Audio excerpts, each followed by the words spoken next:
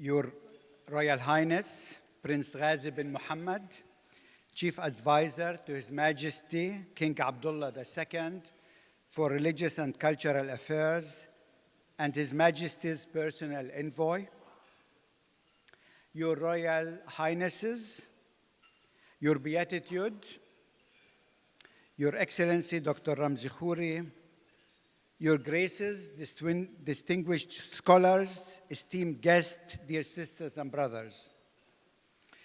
I want to begin by expressing my gratitude to His Royal Highness for his generous support and patronage of this international consultation.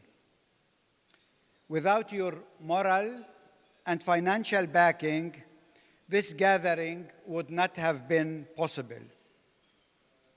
Thank you, Your Royal Highness.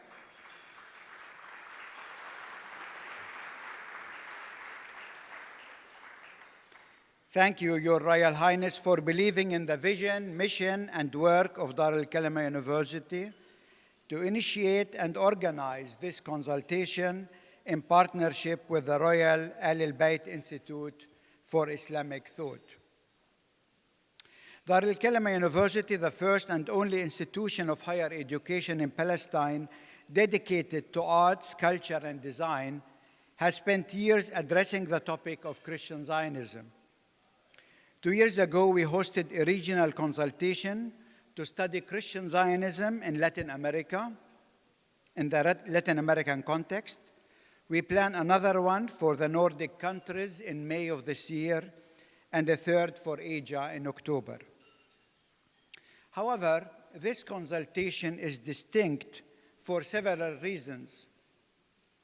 It brings together, for the first time, most of the prominent scholars who have significantly contributed to this topic in a comprehensive international setting.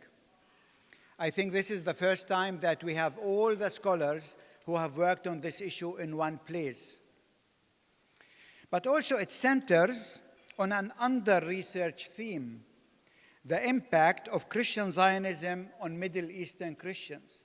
I don't think many people have dealt with this issue before.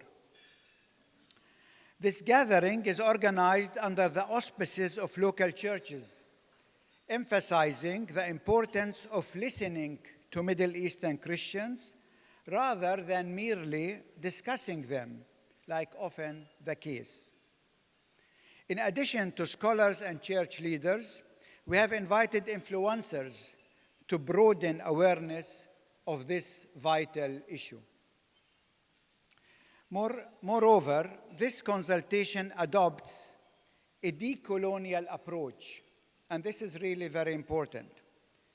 Edward Said, a renowned Palestinian Christian scholar, explored the concept of Orientalism in Western literature. If he were to analyze Western theological literature, whether evangelical or liberal, he might label this particular form of Orientalism as Christian Zionism, describing the Western view of the East as inferior and requiring conquest intellectually, religiously, politically, and ultimately militarily. Both Orientalism and Christian Zionism provide the ideological framework, that is the software, facilitating the settler colonization of Palestinian land, while Western military support provide the hardware, enabling ethnic cleansing and genocide. Islamophobia and racism against Arabs are integral to Christian Zionism, often treating the plight of Middle Eastern Christians as collateral damage. Through this unique consultation, we aim to compile and publish an unprecedented global anthology on Christian Zionism. 3 renowned international publishers are already waiting to see the manuscript. This consultation holds significance as it takes place in Jordan, at the site of Jesus' baptism, where John the Baptist preached, marking the beginning of Christ's public ministry. His Royal Highness wanted this meeting to echo the prophetical footsteps for John and Jesus, encouraging us to listen to and inhale the spirit of this sacred place before any one of us would speak. I think we experienced this afternoon. Finally, this consultation timing is particularly poignant.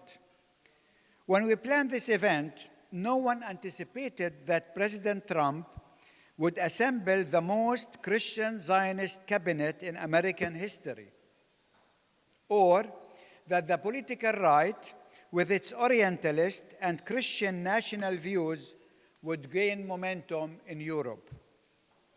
The relevance of our discussions here in Jordan and now at times like this cannot be overstated.